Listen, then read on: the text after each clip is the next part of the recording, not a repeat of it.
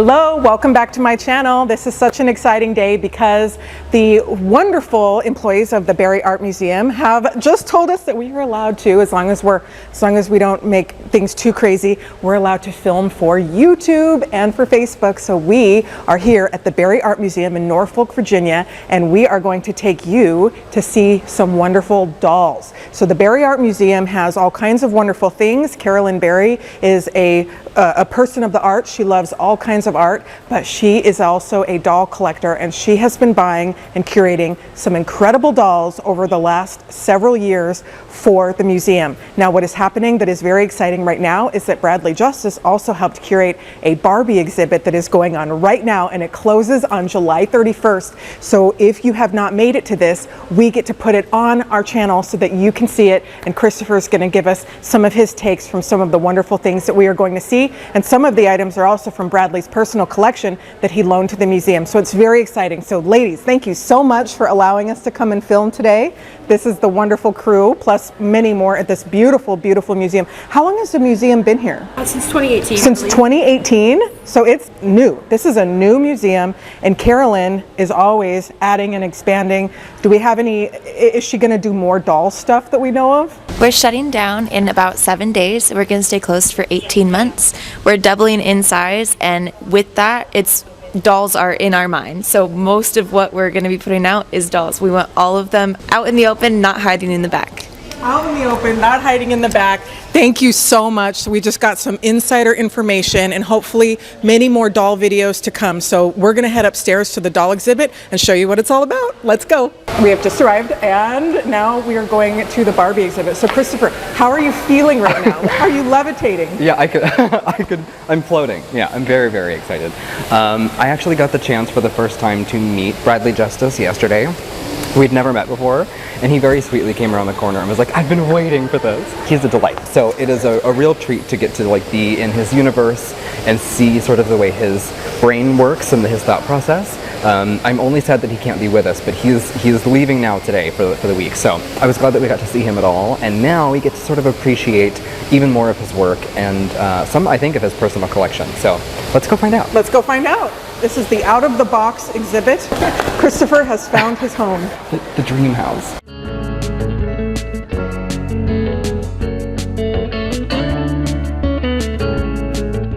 So immediately when you walk in, there is a plaque here on the wall that has other contributors here. Robin Wyatt, wonderful person, love her, and Kim Wadsworth, Bradley Justice, and Aliyah Zafar, such wonderful people contributing to this exhibit. So the Barbies are actually behind us, and right when you walk in, there is a wonderful collection of antique dolls. So, and then the Barbie exhibit is behind us. So when you walk in, the first doll you see is this incredible, incredible wooden doll from 1815, and her wardrobe and trousseau of accessories is just absolutely phenomenal. So I'm going to get this as well as I can, and we can just marvel in this sensational and beautiful doll. Look at this. Ah, so wonderful. So I'm going to quit talking and just let you enjoy.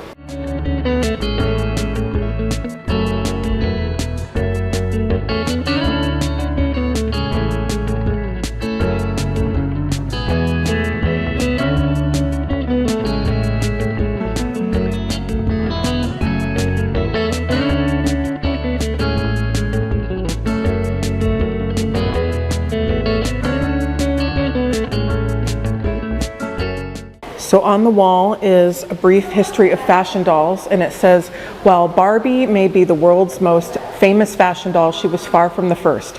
Fashion dolls have existed for hundreds of years, with the earliest references to them dating from the 14th century. Known as Pandora's dolls, these sumptuous objects were associated with aristocracy. So they provided an important means of sharing the latest trends in courtly fashion across Europe because their miniature scale meant they were easier to transport than full-size costumes and mannequins. And then it has more information, but I just love that. And so we get to see these lovely fashions. This looks like a Dehors. She is, oh, I'm glad I still know my dolls, and a Romer. So this is the Dehors fashion, such a rare and wonderful, wonderful doll. This is from 1866, and the Parisian doll maker Alexander Dehors and his wife created exquisite dolls, bébés, and clothing for dolls.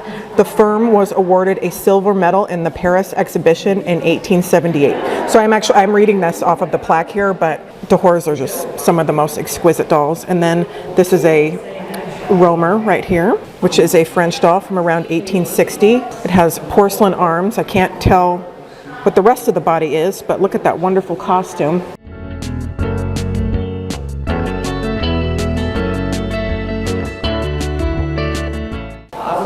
And here is a stunning Francois Gautier, and she has an incredible costume that she is showing off, and rightfully so.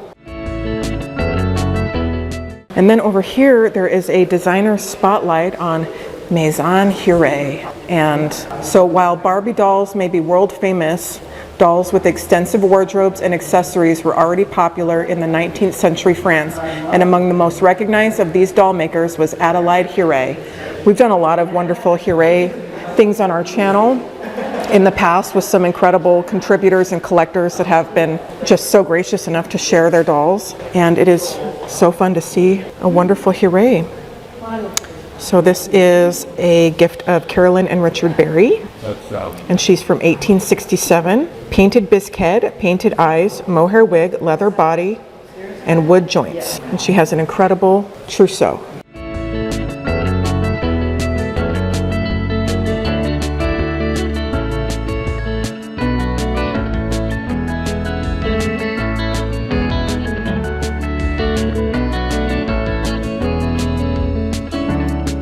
And then here we have another designer highlight. This is Gemot. When it comes to 19th century French dolls, few names rival the recognition of Gemot.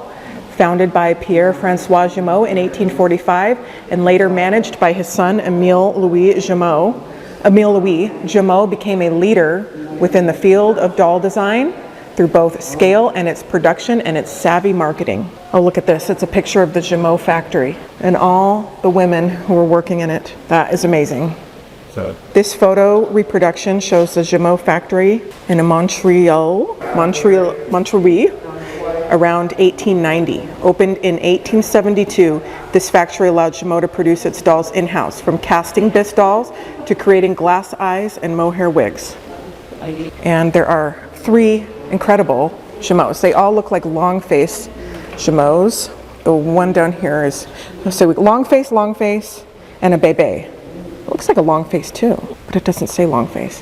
So long face is just a term that collectors have because they do have this elongated, beautiful face. We have a couple of them at the doll shop, and they are absolutely stunning. So you can see right here, long face, so-called triste, and they are beautiful. Diana and Christopher, we're having so much fun. Okay, so the Barbies are in the center of the room, and Christopher, what are your thoughts as you're entering this gorgeous space? It's a dream house, so naturally I'm thrilled. It looks really beautiful. I see an homage to some superstar fashion, which is very exciting.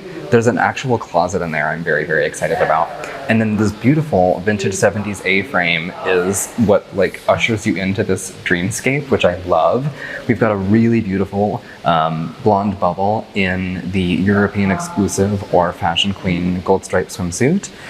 There with a 2010. I love that sort of pairing. I bet Bradley did that.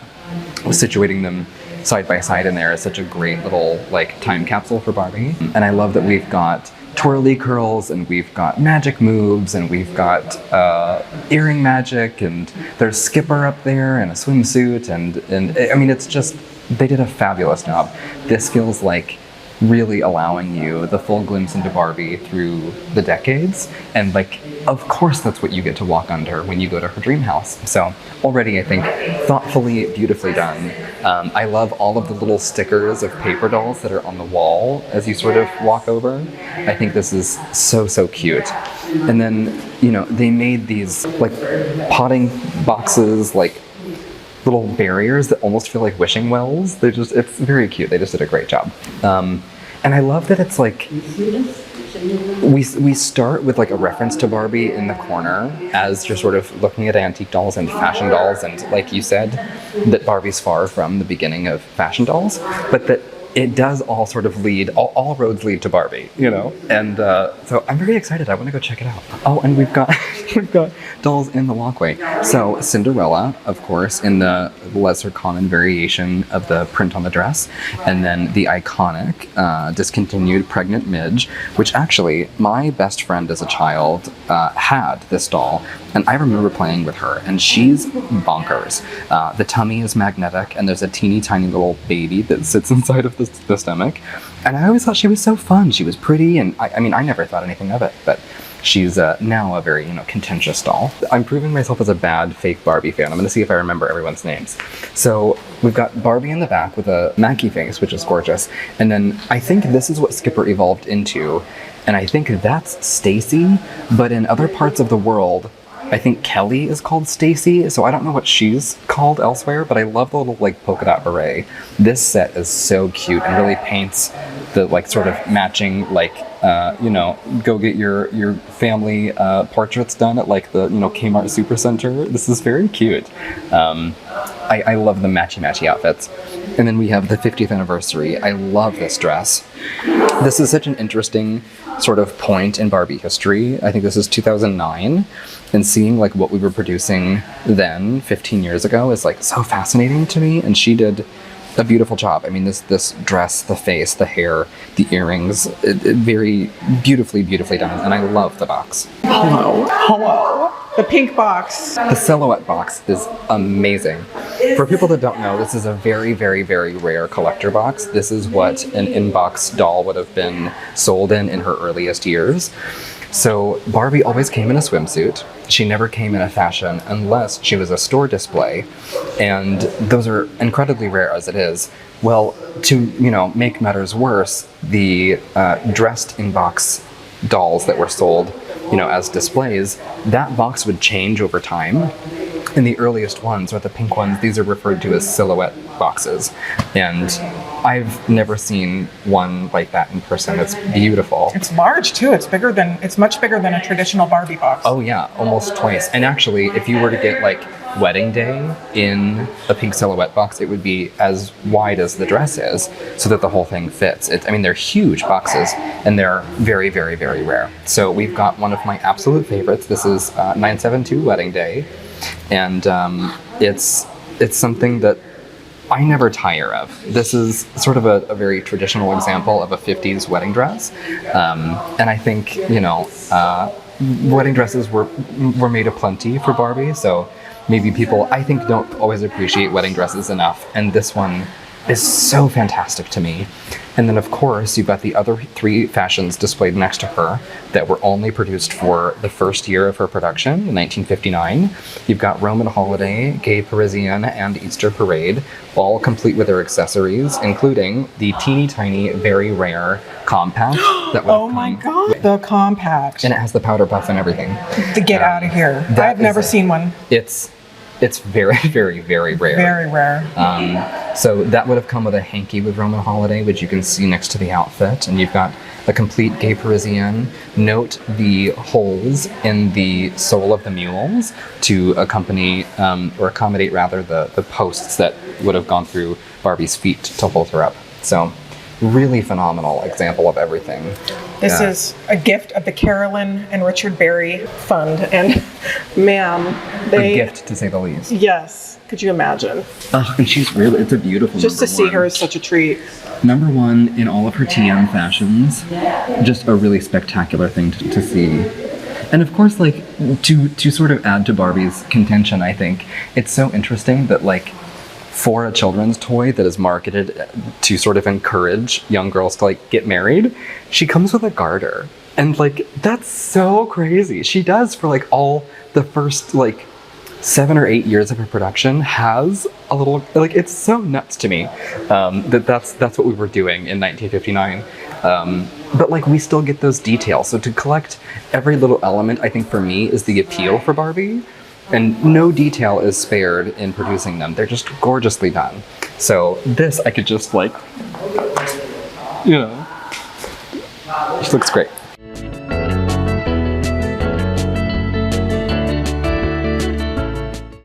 So we have the 1950s, starting at the beginning with Build Lily. The mother of the modern fashion doll, Build Lily, a beautiful example. Like, this is breathtaking. She's really, really gorgeous. I have nothing to say but praise and admiration for Lily. She's the best thing. I love so much about Lily, but the fact that she's here is a great surprise. I didn't expect to see Lily. And then we have what appears to be a number 4 above her, just a very, very classic example of a vintage ponytail. So she's not a number 1, but she's still the earliest iteration of what we know Barbie as, and a gorgeous example, brunette with soft bangs and her original black and white swimsuit. And then we move into the 60s, which is a wild year for Barbie. I mean, wild decade rather. This fully spans the entire aesthetic sort of journey that pop culture was going on in the 60s, from vintage to mod and sort of that transition, to say nothing of the sort of production that Mattel was maybe privy to during this time. Well, Barbie blew up. Barbie exploded very quickly, and the enormous sort of overnight success allowed for her earliest years of garments to be beautifully done. They had a huge budget to work with and, you know, unprecedented success, so they can make anything. And as sort of the economy changed and their access to materials changed, you see the turn of mod in the early 60s, or the late 60s rather, turning into the early 70s, the fabrics that were available, the ways in which they could use them, and the limitations that that sort of provided. And so this is a great storytelling. You've got classic 60s, you've got the introduction of Black Francie, which is hugely exciting. This appears to be a real one. At first I thought that was a reproduction, but that's an authentic Black Francie, very rare. We've got Julia down there, which we've spoken about before in our Black History video. She's an icon. One of my favorites, we have Open Road, and you know, classically her American Airlines flight attendant. And then just above Julia, we have the first major transition for Barbie. So this is the twist and turn that was issued in 1967, and the earliest twist and turns were actually a part of a trade-in program. So as Mattel was trying to provide incentive for the new product and to use up old parts, they were encouraging consumers to trade in their otherwise, you know, existing Barbie dolls into new ones, and you actually got a discount for doing so. These dolls, there are very rare ones you can find in boxes that say Mattel Trade-In Program for $1.50 on the box, and those are very exciting. This is sort of a classic example of what that looked like. And then you've got one of my very favorites, Talking Barbie. Again, I think she's sort of quintessential for any Barbie collection. Any doll collection should include every possible gimmick, and this, I think, is the pinnacle of that. Not to mention she's gorgeous. Very emblematic of classic mod 60s fashions with that side pony and, you know, hot pink vibrant colors, of course. Then, you know, Golden Glamour is a fan favorite. This is a very sort of luxurious, indulgent, classic sort of mid-60s fashion, and a huge fan favorite. Everyone loves this one. Just beautiful. Like I could move right in. There's just enough room for a bed and a kitchenette, and I could just stay here. It'd be amazing. So then we move into the 70s, and this is actually, like, I knew this was going to be exciting, but this is even cooler than I had thought. I mean, this covers so much. So you've got the most iconic, maybe, 1977 Superstar Barbie. This really ushers in the return to glamour. You know, the 70s was much more sort of neutral palettes and free spirits and something a little bit more, one could say, I don't know, hippy-dippy maybe. And Superstar Barbie really does sort of turn the tables on that and brings a hot pink glittery tulle to the forefront. So, gorgeous example. We've got Christy in Lemon Kick, and a really exciting Japanese exclusive dramatic new living Barbie. She looks gorgeous. I love that face, of course. I don't know if she's a Maba. She might be a Maba creation, licensed by Mattel, and she is so breathtaking in a rare original outfit, and she's in great condition. Her hair, gorgeous. We've got Malibu Barbie, and then again another total icon. She's hard to not love, you know. And she's got those classic purple sunglasses, a very sort of toothy grin, just very cute. Sweet 16 Barbie, which actually came out for the 16th anniversary of the doll. So this is sort of maybe one of the beginnings of highlighting anniversaries of sorts for her and treating Barbie more like a person. You know, Olympic Barbie and quick curl Barbie. And we've got a fashion for live action PJ, or live action Christy rather. I mean, just, this is so beautifully done. I don't know if Bradley worked with anybody for this exhibit. I'm not sure who else is involved because I didn't do my homework. I did put their names when I walked in. Okay. There's a plaque on the door. Excellent job to the entire team. This is beautiful. And a perfect shade of pink, I might add. Like, the room is a perfect shade of pink. Then we walk into the 80s with, and Diana and I were just talking about this, and she was like, oh my gosh, I remember these. Like, this was my childhood and the dolls that I wanted or had or wished I'd had. And a very, very iconic Peaches and Cream Barbie. I think this was a great product that sort of displayed the efficacy of good marketing. The commercial for this is so romantic, and I can still hear the sort of soft-spoken demeanor of the voice actor that was sort of describing the doll, and the sort of Vaseline lens approach. I love that commercial, and I love that doll. The very first black Barbie, 1980. She's beautiful. I love the haircut. I love the earrings. The dress, of course, is iconic, to say the least. She's a staple. You've got Sweet Rose's PJ with all of her original roses, which are very cute. Sometimes those are hard to find because you tie them on individually. And she's just a dream. I love that soft, sort of far-off gaze in her face. There's Golden Dream Barbie is another must-have. There were several variations of her, and she's a really beautiful classic example in her full outfit there. We've got Day to Night Barbie, which actually shows her day fashion and her night fashion, a fabulous touch that shows the full, spectrum of the play. And I love that sort of dazzling pink tinsel top, so cute. And this, I believe, is the second or third holiday Barbie. It's not the first one, but it's one of the earliest. And she is demented. She's crazy. She's got this like crushed velvet top that doesn't fit. And, just a circus of tulle. She looks like she's been 1980s partying, all night long. So, just beautiful, beautiful, beautiful collection. I don't recognize the Barbie in New York. She may also be a Maba licensing, I'm not sure. But she is wearing Heavenly Holidays fashion, which is one of my very favorites. And I've never seen it in box before, so I'm sure Bradley could tell me, a breadth of knowledge about this one. But if I'd have known, if I was coming in December, I could have brought my Heavenly Holidays and sort of compared the two. So pretty. The 90s, which is my era, what I remember so much. We've got all of them. We've got totally hair Barbie, which I believe is still the best-selling Barbie of all time. She's the one. She is the icon. And of course, she takes center stage. This is a dream. Earring magic on the side. That's actually, I think this is sort of the beginning of Barbie as a brunette and called Barbie and not Teresa. This is sort of when we start doing that, I believe.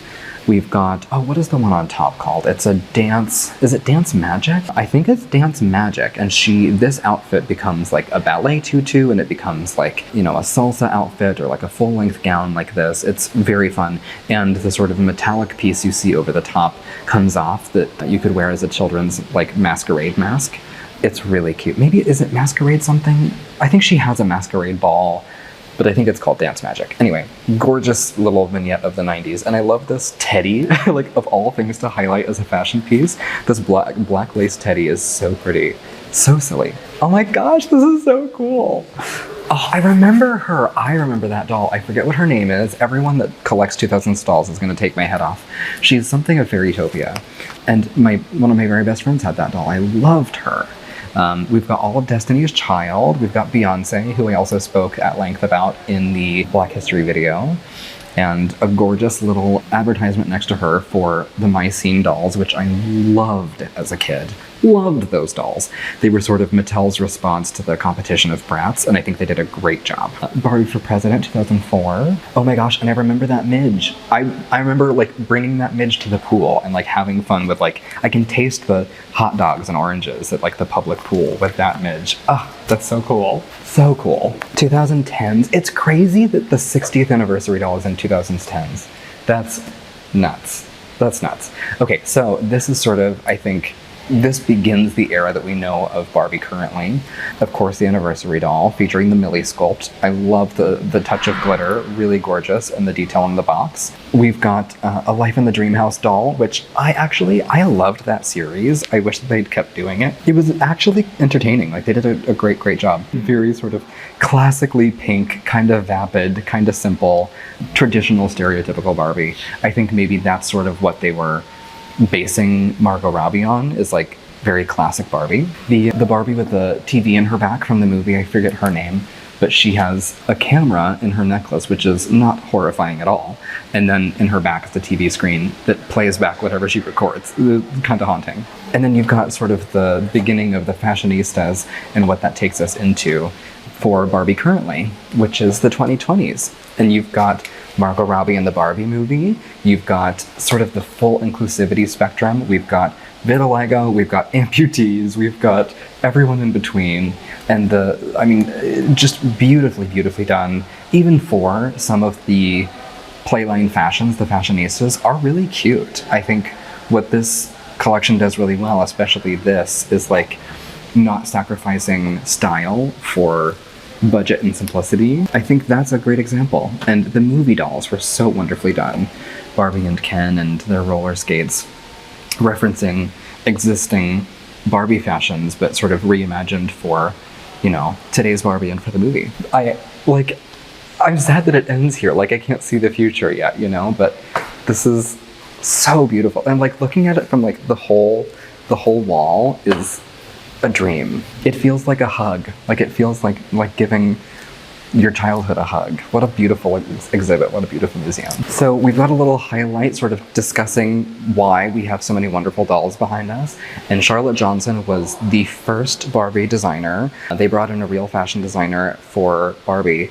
And the rumor is that Charlotte Johnson's hands were actually the ones that were used as models for Barbie's hands. When they were sort of ripping off Build Lily, they wanted to distinguish her enough that it wasn't, you know, a giant nightmare. Not very successfully. There was still a lawsuit, but there was enough, you know, attention and detail put into her that apparently Charlotte Johnson modeled her hands to sculpt the ones for Barbie. And she can be accredited for the most beautiful vintage Barbie fashions. Things like Gay Parisian, you know, she was studying French haute couture and bringing that back to the States, as was Vogue and Harper's Bazaar. And she was very informed enough to sort of intuit that would be successful as a children's product, and rightly so. She is a visionary. And my favorite fashions are the earliest ones, so I am a huge fan of Charlotte Johnson. I wish that she could, you know, still tell stories, but we do have brilliant Carol Spencer still around to tell us after Crisp and Cool, her first fashion, sort of working with Mattel and working with Charlotte and all of that. She has a book out that you can like go get, and she does tours and signings, so go find Carol Spencer. But Charlotte Johnson is really truly like, she is so responsible for so much of Barbie's success, I think. And as time goes on, we've got another really legendary, hugely impactful, giant success, Kitty Black Perkins. And she was the one that actually spearheaded the production of, by necessity, the first Black Barbie. So 1980 Black Barbie is her creation, and she did such a beautiful job. Actually, there's a documentary that sort of highlights her. I think it's called Black Barbie. And it discusses like why her hair was important and why her dress was important and why every detail was chosen and not just, you know, thrown to the wind. A really prolific designer, and she was with Mattel, I think, for like 20 plus years. It might even say she was a revolutionary for the company and for the future of Barbie. Just a wonderful contribution. And this doll is so well loved that it gets produced and reproduced all the time with new sort of variations and sort of anniversary homages. This is a fan favorite for great reason. She had excellent taste and a great intuition and is deeply talented. And then we've got sort of a classic highlight reel of 80s dolls. I think this is really, when you think Barbie, when you say Barbie, you think of the bent elbows and the you know, dimples and the blue eyes and the blue shadow and the blue lashes, and she's essential. We've got Kissing Barbie, we've got Happy Birthday Barbie, we've got Angel Face and Dream Date and some, you know, beautiful pack fashions, some beautiful Best Buy fashions, you know, a beautiful, beautiful job. And some of these actually have been reproduced in human size and in full scale. So we've got like Superstar, I think, is over here. And then we've got this that's also been produced. I want to say this is a Best Buy fashion. I'm not actually confident. I feel like a bad Barbie fan. Does this say? It doesn't say, but I think this is a Best Buy fashion. Beautifully done. And this is gorgeous too. Quintessential Barbie pink. It's so beautiful. Oh my gosh, I didn't see this jacket. Okay, so we have Angel Face Barbie. We've got this beautiful Fashion Queen jacket that is modeled after the Fashion Queen vinyl trunk. This jacket on view at the end of the clothing rack features 4 hand-painted Barbies. Unbelievable. Painted by artist Dick, is it Tayson? It is on loan from Pam Hess. So this is like identical to the Fashion Queen trunk, which came with room for her wigs and her fashions and for you to put Barbie inside, and there was a little mirror. It was so cute. This is unbelievable. They did a great job. Oh, who's that? I don't care. Oh, Christopher. I'm kidding. Ken's fine. He's fine. We get Earring Magic Ken. He's a contentious one. You get mod Ken and vintage Ken and, you know, everything in between. I do think that like 70s era Ken is gorgeous. I love how the Ken display is just like them propped in a window. Yeah, who cares? It's Ken. He doesn't need, Ken gets everything else. We've seen the movie. It's time for Barbie to get her flowers. Oh my gosh, the boat is amazing. I've never seen the boat before in person. That's so cool. Wow, again, I love the way that we've smattered in every era of Barbie. We've got the extra collection taking front center, and then there's live action Barbie there on the side, and I think there's a police officer Barbie in the corner. This is wild. They did such a beautiful job. Oh my gosh. Oh, wow. This is one of my favorite dresses. The Generation of Dreams features a bunch of original illustrations that advertised Barbie, and to compile them in a dress, I think this was Robert Best, did a beautiful, beautiful design for this.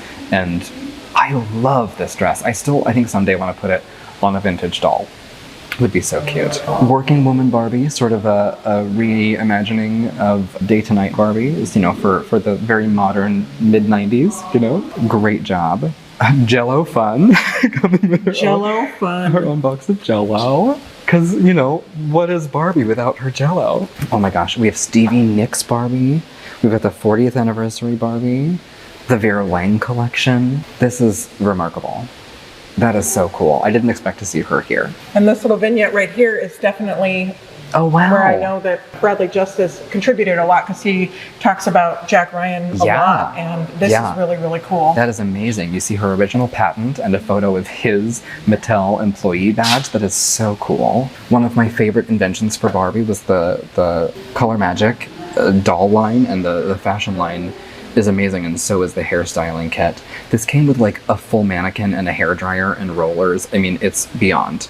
And you can change the hair. Like, the real genius behind this is that you're not dyeing the hair once and then like living with your impulsive 9-year-old consequences. Like, you get to toggle back and forth between red and blonde or whatever over and over again endlessly, which does wear out her hair. Thus why Color Magic Barbie is always bald. But nonetheless, this is a beautiful invention, and really, I think that sort of like propels Barbie into the future of what we know her as sort of like a she can do anything and has any gimmick sort of toy. Genius insight from Jack Ryan. Oh, and I just noticed all of these. I hadn't seen the other side of this house yet. There's Toy Story 2's, oh gosh, what is she called? The tour guide Barbie? I love that doll. That was like, I remember when that movie came out and I was captivated by that doll. We've got a ponytail and we've got Caribbean Cruise there in the middle. So cute. And then another Black Francie. Oh my gosh, there's another Black Francie on top up there. I'm loving you, Barbie, in the corner. Oh my gosh, great job. Yeah, of course I want to move in. Look at this place. So these are some of the most modern fashionista dolls. We've got one of the extra dolls, which I really love. The curls and the braids are such a great touch, and I love that just insane coat. This is such an interesting vignette into like what's currently happening in fashion. This very much feels like something I would put together. It's like throwing every texture and color at the wall. I actually really do love this outfit, and I love her hair. But Barbie as a reflection for what's happening in fashion and culture is ever present, and like this is what we're doing right now. It's so interesting. This is actually a kind of older doll. The Generation Girl would have been like late 90s, early 2000s, and she's beautiful. And strangely enough, you know, it's very telling that with this display she fits right in, you know? And then we've got the sort of classic curvy Barbie. This really shows what else Barbie as a brand is sort of embarking on and what Barbie as a character is capable of representing. Still fashionable, but flat-footed and with a new silhouette, a new physique. And then I just nearly walked right out of here without commenting on the one and only Bob Mackie, which takes center stage as they should. These are some of the most exquisite dolls that Mattel has ever made for Barbie.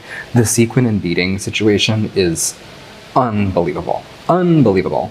I mean, someone that has dressed Cher for nearly all of her career is also dressing Barbie. Is that not just like unbelievable? I am, the Marie Antoinette is like just, I can't believe. Madame du Barbie. Thank you, Bob Mackie.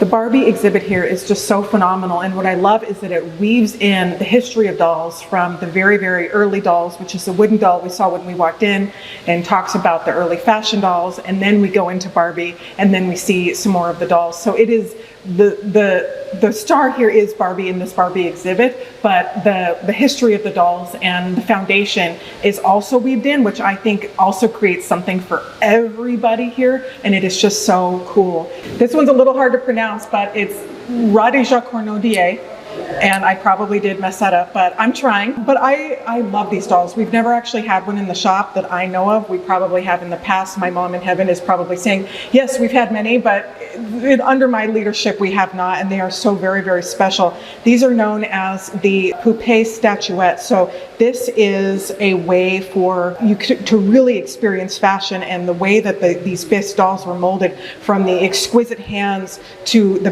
lower legs, and you see the molded boot. It is just absolutely incredible. So these go beyond a fashion doll in the sense that we traditionally see them, and it looks like a statue. So for modeling fashion, these dolls are extremely rare and just really, really wonderful. So it is so exciting to actually see one right here. We've seen them in the past, but they are just so rare and beautiful. So this doll is around 1880, so she's wonderful.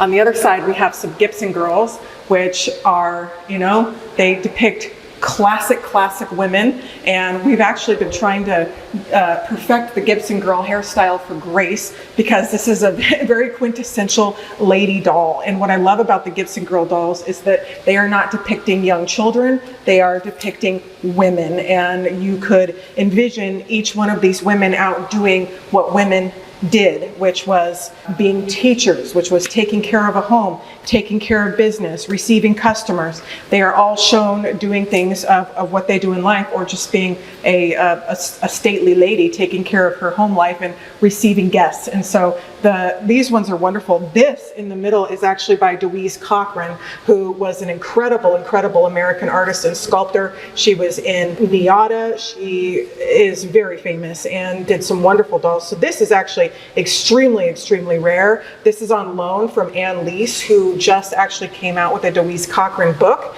and I can't even imagine how rare this doll is. So this is really cool to see her in person. And then we have a Gibson girl right here that is by Kessner, and she is really fantastic. And then we have an 1159 lady doll. So this is a very popular sculpt by Simon and Halbig, and known as the 1159 lady doll. So these depictions of grown-up women are really fun to experience. Now, speaking of lady dolls and grown-up women, this is a magnificent example that we are going to transition to in this case over here. What a treat. This is an Edwardian lady. It says an Edwardian lady for the French market, but this is a wonderful Simon and Halbig. And just look at this. This doll represents a fashionable Edwardian lady in a French summer walking gown. Could you imagine in the middle of summer? So right now we are in the middle of summer out here in Virginia, and like this is hot. I couldn't imagine wearing this, but these women did, and to be dressed like this is such a beautiful doll. She has mohair lashes. Her modeling is just absolutely beautiful. Her eyes are wonderful, but the blush is just so incredible. So we've got beautiful modeling. She has wooden arms, just a absolutely beautiful gem of a doll. And for me, it's really a breath of fresh air to see the lady dolls as opposed to children or young women. These dolls represented the women, and I think that that's beautiful. This one really makes me happy, and I know that my mom would love this too. And if you have been following me for a while, then you'll know how special Madame Alexander's are and were to my mother, who I'm wearing her pearls today, and to our doll shop. So my mother loved the Ladies of Fashion dolls by Madame Alexander. And these 3 examples we actually have at the doll shop, which is such a treat. And they are here, and they are absolutely beautiful. So they are 3 of what are my favorites, but were my mom's favorites as well. So we have the Alexander Bride, Victoria Bride portrait doll, and she is stunning. The back of the dress has all these wonderful tiers and ruffles of the dress, so much lace. This is one of the most mintiest examples I have ever seen. This one's mintier than ours. It truly looks like it was just taken out of the box today. It is absolutely stunning. In fact, these 3 examples probably came from the same collection, and if they didn't, then and I know Carolyn Berry, she sources and just looks for the absolute best, but these are incredible. The bride doll in the center, again, minty. There's not even any type of fragility in this fabric. It is the most beautiful example that I have seen ever of these dolls. And then we have the Champs-Elysees portrait doll. Again, just look at the long brushed eyelashes, the diamond detailing on her cheek, the wonderful hairpiece, and all of them have their Fashion Academy wrist tags, which are just beautiful and were often lost. Several of our dolls at the shop have the Academy wrist tags, but all 3 of these have them. So what a treat. These are just beautiful. So I love, again, how they did this exhibit showing all types of dolls. So Barbie does take the spotlight here, but to give an homage and to give all the antique dolls here, from the early wooden dolls to the French and German bisque dolls to the 50s portrait dolls from Madame Alexander, is such an homage and such a beautiful way to pay respect to the doll community and to the dolls of what they are. It puts them all on the same platform, and it really brings in so many different collectors that can enjoy this and also pay so much respect to dolls as an art. So we talk a lot about fashion at Virtual Doll Convention and on our channel, but Madame Alexander, I've said this before, but nobody did fashion like Alexander, and nobody quite did fashion like Sissy. Sissy is one of the dolls that is so much fun to collect. The outfits are absolutely incredible. Every time we get a Sissy, it is just such an exciting moment. And this is a beautiful Sissy. This is from the Carolyn and Richard Berry collection. And she has auburn saran hair, and it says registered trademark for that. I love that. And she is absolutely beautiful. So from 1955, and again, the condition of this outfit, the condition of the jewelry, the tulle, the flowers, there is not one area of this that is not dented or even played with, and I'm sure they were fluffed up from the curator to make them look pretty. But you know, when dolls are like this, I think they were either not played with or they were so incredibly treasured that the person that had them looked at them and just kept them in the box. And it's such a special thing to look at. Dolls are a wonderful way for us to preserve memories and to time travel and to experience. And again, for us to be in a museum and have dolls platformed as art, standing with masterpiece paintings, standing with things that people respect and revere as as something that should be cherished and looked at in a museum, the dolls are right there at the Barrie Museum. And that for us, it gives us goosebumps because this is what we believe, this is our career, and this for them to take so much time and effort into curating doll exhibits for people to see. There have been a lot of people coming through here just fascinated. And so you can learn so much, but what a treat. And this sissy is absolutely beautiful. I hope that we can do something in yellow someday because this is getting me excited to do more doll clothes in yellow. This is beautiful. So hope you enjoy seeing her. So this is a phenomenal exhibit. I am so thankful to the Barrie Museum, Carolyn and Richard Barrie, who have curated and bought all of these wonderful things and put them on display, and it was free to come in here. So for us to be able to film it, especially before it goes away, is so great. So we hope you enjoyed this video. We are going to film some other doll content here at the museum and take some pictures, but this was a wonderful exhibit. I want to thank Christopher for all of his fun commentary in the Barbie area, and we just had a blast. So thank you again for watching, and we'll see you on the next one. Bye.